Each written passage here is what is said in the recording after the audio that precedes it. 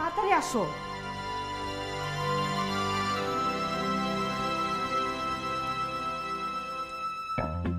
এই যে আপনার আন্টিকে নিয়ে কোথায় যাচ্ছেন? আপনি কে? আমি কে সেটা মুখে না বললেও চলবে। আপনারা কোথায় যাচ্ছেন সেটা বলেন। সেটাকে আপনাকে জবাবদিহি করতে হবে? যদি বলেন তাই। আমি কিন্তু এখন পুলিশ ডাকবো। হ্যাঁ, পুলিশকে খবর দেন, যা করার পুলিশ এসে করবে। আরে আপনি ভিডিও করছেন কেন? না, আমি ভিডিও করছি না, আমি লাইভে যাচ্ছি। মানে কি? প্রিয় দর্শক, এই যে দেখুন, উনি হচ্ছেন মিসেস নীলা, আর ওনার পাশে যে দাঁড়িয়ে আছেন উনি হচ্ছেন এই অভাগী মায়ের কুলাঙ্গার সন্তান, যে কিনা তার মাকে বৃদ্ধাশ্রমে রেখে আসতে যাচ্ছেন। চলুন তার অনুভূতি শুনি। ভাইয়া, আপনি যে আপনার মাকে বৃদ্ধাশ্রমে রেখে আসতে যাচ্ছেন, আপনার অনুভূতিটা বলেন তো। আপনি সব কি বলতেছেন? রাখেন তো এটা। আরে কিসের বৃদ্ধাশ্রম? উনি ওনার বোনের বাসায় যাচ্ছে। হ্যাঁ হ্যাঁ, আমার মা তার বোনের বাসায় যাচ্ছে। প্রিয় দর্শক, আপনারা দেখতে পেলেন ওনারা মিথ্যে বলায় খুব একটা পারদর্শী না। মিথ্যে কথা বলতে গিয়ে কেমন যেন কথা আটকে যাচ্ছে। চলুন আমরা আন্টির কাছ থেকে তার অনুভূতি জেনে আসি। আন্টি, আপনার ছেলে যে আপনাকে বৃদ্ধাশ্রমে রেখে আসতে যাচ্ছে। আরে কিসের বৃদ্ধাশ্রম? বললাম না একবার যে উনি বোনের বাসায় যাচ্ছে।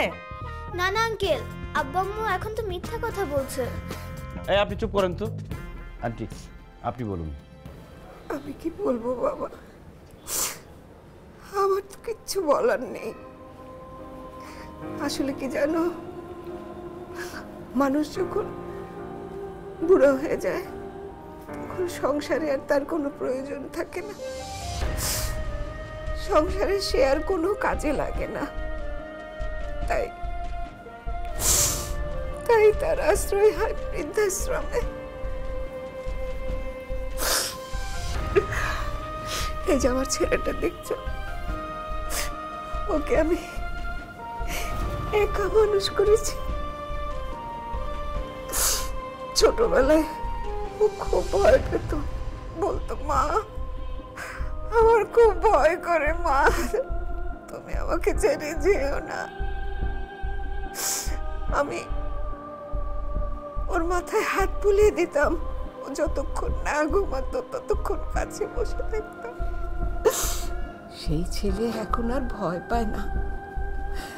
এখন এখন ওর জীবনে আমার প্রয়োজনীয়তা শেষ হয়ে গেছে। আমার বৃদ্ধাশ্রমে যেতে কোনো আপত্তি নেই বাবা। আমি বৃদ্ধাশ্রমে গেলে ও যদি সুখে থাকে তাহলে আমিও সুখে থাকবো বাবা। আমার সন্তানের সুখই আমার সুখ। আমার কোনো আপত্তি নেই, আমি চাই ওরা সুখে থাক, ওরা শান্তিতে থাক। প্রিয় দর্শক, এই কুলাঙ্গার সন্তান তার মাকে বৃদ্ধাশ্রমে রাখতে যাচ্ছে, তারপরও মায়ের কোনো অভিযোগ নেই। এই ধরনের কুলাঙ্গার সন্তানদের কি করা উচিত? থুতু মারা উচিত না? এই ধরনের কুলাঙ্গার সন্তান যাতে কোনো মায়ের পেটে না জন্মায়। মা, আমি ভুল করতে যাচ্ছিলাম মা, আমি আসলে ভুলে গিয়েছিলাম। তুমি কত কষ্ট করে আমাকে বড় করেছো মা, তুমি আমাকে ক্ষমা করে দাও মা, আমাকে পাপ থেকে মুক্ত করে দাও মা, আমি তোমার কাছে ক্ষমা চাই মা, মা তুমি ক্ষমা করে দাও মা, আমাদেরকে ক্ষমা করে দেন, আমাদেরকে মাফ করে দেন।